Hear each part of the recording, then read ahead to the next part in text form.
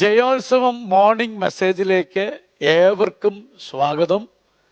വീണ്ടും വരുന്ന കർത്താവായ യേശു ക്രിസ്തുവിൻ്റെ നിസ്തുല്യമായ നാമത്തിൽ എല്ലാവർക്കും എൻ്റെ പ്രഭാത വന്ദനങ്ങൾ അറിയിക്കുന്നു. വീണ്ടും ഒരിക്കൽ കൂടി നിങ്ങളോട് തിരുവെഴുത്തിൽ നിന്ന് പങ്കുവയ്ക്കുവാൻ എൻ്റെ ജീവിതത്തിൽ കർത്താവ് തന്ന ഈ നല്ല അവസരത്തെ ഓർത്ത് ദൈവത്തിന് സ്തോത്രം ചെയ്യുന്നു. ഒരു നല്ലൊരു ദിവസം ദൈവം നമുക്ക് തന്നിരിക്കുകയാണ്. ഇന്ന് കർത്താവിൻ്റെ കൃപ അനുഭവിക്കുന്ന, കർത്താവിൻ്റെ സാന്നിധ്യം അനുഭവിക്കുന്ന, നിങ്ങൾ കടന്നു പോകുന്ന മേഖലകളിൽ അനുകൂലമായ സ്ഥലമായിരിക്കാം, പ്രതികൂലമായ സ്ഥലമായിരിക്കാം, എവിടെയാണോ നിങ്ങൾ കടന്നു പോകുന്നത് അവിടെ നിങ്ങളുടെ കൂടെ കർത്താവ് വന്ന് നിങ്ങളെ കൈ പിടിച്ച് നടത്തുന്നത് പോലെ ദൈവ സാന്നിധ്യം അനുഭവിക്കുന്ന ദിവസമായി തീരട്ടെ എന്ന് ഞാൻ ആത്മാർത്ഥമായിട്ട് പ്രാർത്ഥിക്കുകയാണ്. വിശുദ്ധ തിരുവെഴുത്തിലേക്ക് നിങ്ങളുടെ ശ്രദ്ധയെ ക്ഷണിക്കുന്നു.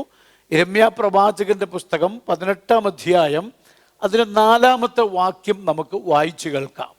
കുശവൻ കളിമണ്ണ് കൊണ്ടുണ്ടാക്കിയ പാത്രം അവൻ്റെ കയ്യിൽ ചീത്തയായി പോയി.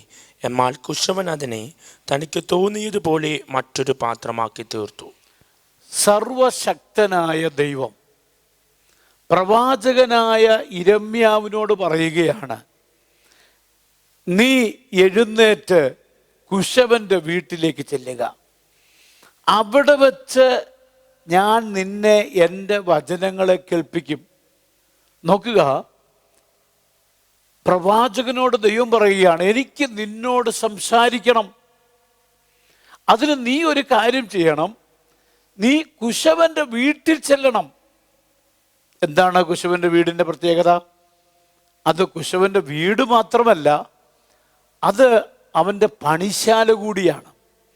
അവിടെ ചെന്ന് കഴിയുമ്പോൾ ഒരു കുശവൻ എങ്ങനെയാണ് ഒരു മൺപാത്രത്തെ ചക്രത്തിൽ വെച്ച് കറക്കി അവൻ്റെ കൈ കൊണ്ട് മെനഞ്ഞെടുക്കുന്നത്, അത് ഞാൻ നിന്നെ കാണിക്കും. അത് വെറുതെ കണ്ടിട്ട് വരാനല്ല, അവിടെ വെച്ച് എനിക്ക് നിന്നോട് സംസാരിക്കാനുണ്ട്.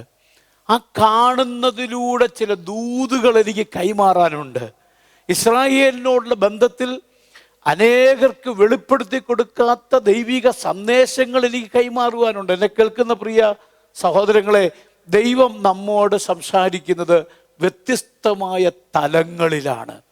നമുക്കിഷ്ടമുള്ളിടത്ത് വെച്ച് നാം ഇരിക്കുന്നിടത്തല്ല, ചിലയിടത്തേക്ക് ദൈവം നമ്മളെ നടത്തി ദൈവം കൊണ്ടുചെന്ന് അവിടെ വെച്ച് ദൈവം നമ്മോട് സംസാരിക്കും. വേദപുസ്തകത്തിൽ ഇങ്ങനൊരു വാക്യമുണ്ട്, അവൻ അവളെ മരുഭൂമിയിൽ കൊണ്ടുചെന്ന് അവിടെ വെച്ച് അവളോട് ഹൃദ്യമായി സംസാരിക്കും. നോക്കുക, ദൈവത്തിന് ഇപ്പോഴായിരിക്കുന്ന ഈ സിറ്റുവേഷനിൽ ഒരുപക്ഷെ വീടായിരിക്കാം, ഒരുപക്ഷെ അനുകൂലമായ സ്ഥലം ചർച്ച ആയിരിക്കാം.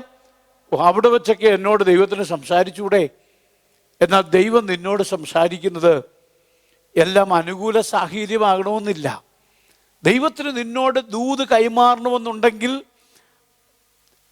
ദൈവത്തിന് ഇഷ്ടമുള്ളിടത്തേക്ക് ദൈവം നിന്നെ നയിച്ച് അവിടെ വെച്ച് നമ്മോട് സംസാരിക്കുന്ന ഒരു നല്ല ദൈവത്തെയാണ് നാം സേവിക്കുന്നത്. നോക്ക്, ഇവിടെ അതിൻ്റെ 1 മുതൽ 6 വരെയുള്ള വാക്യത്തിലാണ് ഈ വിഷയം, ഈ കുശവൻ്റെയും കളിമണ്ണിൻ്റെയൊക്കെ കാര്യം പറഞ്ഞിരിക്കുന്നത്. അതിനകത്തെ പ്രധാന കഥാപാത്രം, പ്രധാന വ്യക്തി കുശവനാണ്. കാരണം 6 വാക്യത്തിനകത്ത് 7 പ്രാവശ്യം കുശവനെ കുറിച്ച് പറഞ്ഞിരിക്കുകയാണ്. കളിമണ്ണിനെ കുറിച്ച് 2 പ്രാവശ്യമേ പറഞ്ഞിട്ടുള്ളൂ. അപ്പോൾ അവിടെ കളിമണ്ണ് അത്രയ്ക്ക് വലിയ പ്രസക്തമായ സംഗതിയല്ല. അവിടെ പ്രസക്തനായ വ്യക്തി കുശവനാണ്. ആരാണ് ഈ കുശവൻ? ആ കഥ അവസാനിപ്പിക്കുന്നത്, കുശവൻ്റെ കയ്യിലെ കളിമണ്ണ് പോലെ ഇസ്രായേൽ ജനം എൻ്റെ കയ്യിലിരിക്കുന്നു. അപ്പോൾ കുശവനെ ഇവിടെ ദൈവം തന്നെ തന്നോട് സമനാക്കി പറഞ്ഞിരിക്കുകയാണ്. അപ്പോൾ കുശവൻ ആരാണ്? ദൈവമാണ്. സർവശക്തനായ ദൈവം ഒരു കുശവനായിട്ട് തന്നെ അവിടെ ചിത്രീകരിച്ച് പറഞ്ഞിരിക്കുകയാണ്. കളിമണ്ണോ സാധാരണ ജനം, ഇസ്രായേൽ ജനം.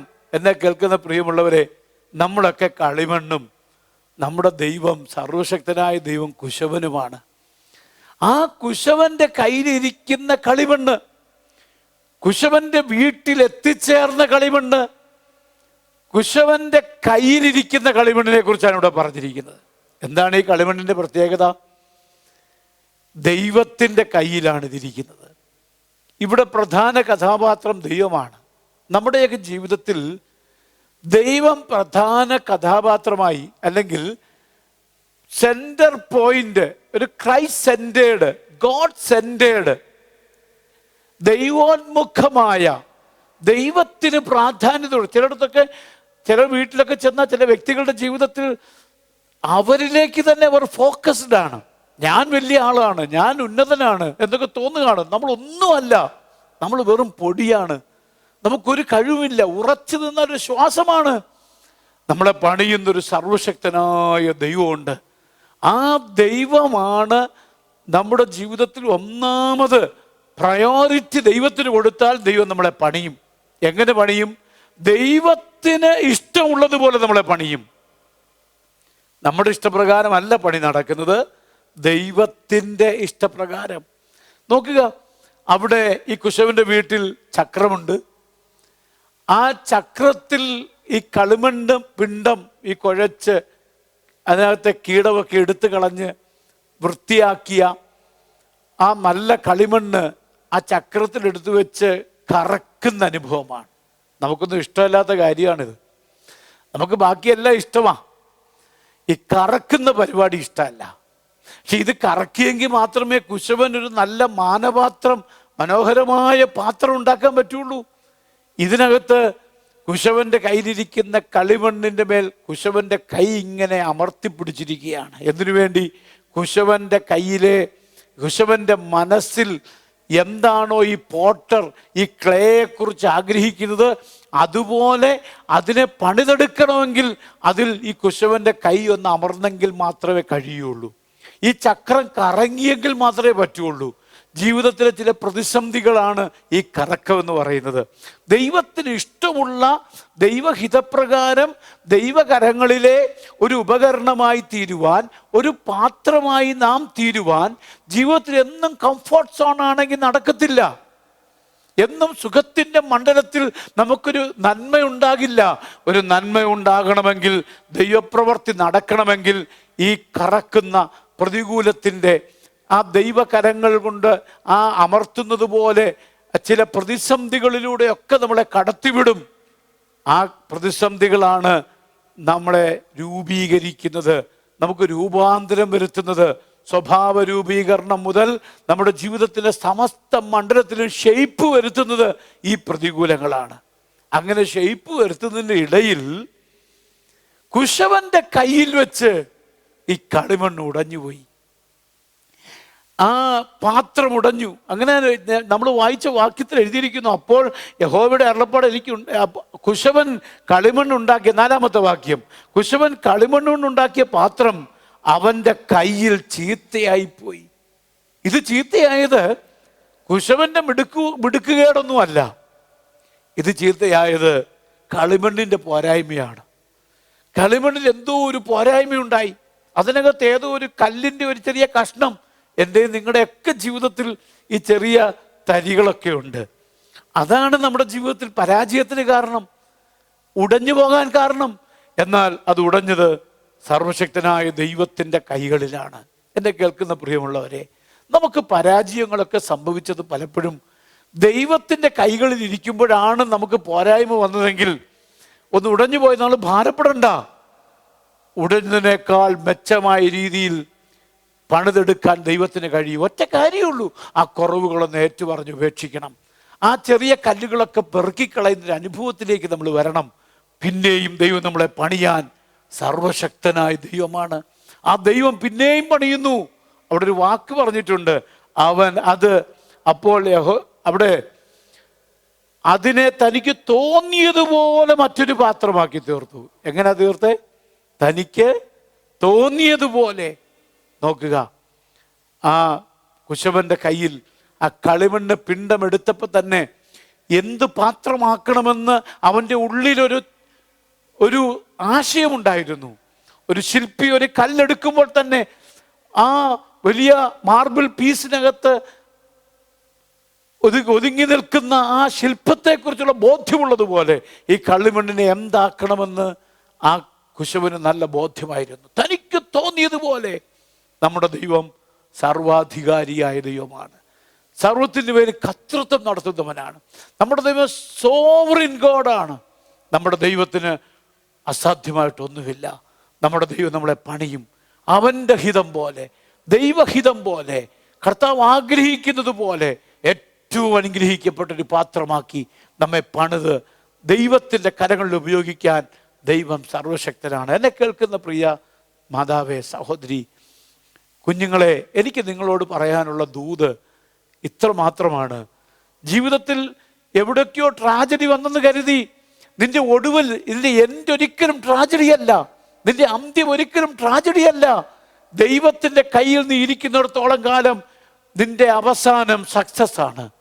അൾട്ടിമേറ്റ് വിക്ടറി നിനക്കാ. ആത്യന്തികമായി ജനം നിന്റെ വശത്താ. നിനക്ക് തരാൻ ദൈവത്തിന് കഴിയും. അതുകൊണ്ട് നമുക്ക് ധൈര്യത്തോടെ മുന്നേറാം. കർത്താവിനോട് പ്രാർത്ഥിക്കാം, കർത്താവേ, നിന്റെ ഹിതം പോലെ എന്നെ പണിയണമേ. ഞാൻ നിങ്ങൾക്ക് വേണ്ടി പ്രാർത്ഥിക്കാൻ പോകുകയാണ്. കണ്ണുകളെ അടയ്ക്കാം, നമുക്ക് ദൈവത്തോട് പ്രാർത്ഥിക്കാം. കർത്താവേ, കുശവൻ്റെ കയ്യിലെ കളിമണ്ണ് പോലെ എന്നെ ഞാൻ അങ്ങയുടെ കരങ്ങളിലേക്ക് സമർപ്പിക്കുന്നു. കർത്താവേ, എൻ്റെ ജീവിതം സക്സസ് ആക്കി മാറ്റണമേ, എന്നെ അനുഗ്രഹമാക്കി മാറ്റണമേ. എൻ്റെ ഉടഞ്ഞ അനുഭവങ്ങളെ നീയൊന്ന് പണിയണമേ. നിന്റെ കരങ്ങളിലേക്ക് ഒരിക്കൽ കൂടി നിന്റെ ഹിതം നിറവേറ്റുവാൻ ഞാൻ സമർപ്പിക്കുന്നു. ഞാൻ നിങ്ങൾക്ക് വേണ്ടി പ്രാർത്ഥിക്കാം. സ്നേഹവാനായ ദൈവമേ, സ്വർഗസ്ഥ പിതാവേ, അവിടുത്തെ ആണിപ്പാടുള്ള കരങ്ങളിലേക്ക് ഈ ജനത്തെ സമ്പൂർണമായി സമർപ്പിക്കുന്നു. കർത്താവ്, അവരെ അനുഗ്രഹിക്കണമേ. കർത്താവേ, ജീവിതത്തിലെ ഏതെങ്കിലും തകർച്ചകളുണ്ടെങ്കിൽ, എവിടെയെങ്കിലും ഉടഞ്ഞുപോയ അനുഭവങ്ങളുണ്ടെങ്കിൽ പണിതെടുത്ത് അങ്ങയുടെ കരങ്ങളിൽ അങ്ങയുടെ നാമത്തിന് മഹത്വമാക്കി അവിടുന്ന് ഉപയോഗിക്കണമേ. പ്രാർത്ഥന കേട്ടതിനായി സ്തോത്രം. യേശു കർത്താവിൻ്റെ നാമത്തിൽ തന്നെ. ആമേൻ, ആമേൻ. God bless you. ദൈവം അനുഗ്രഹിക്കട്ടെ.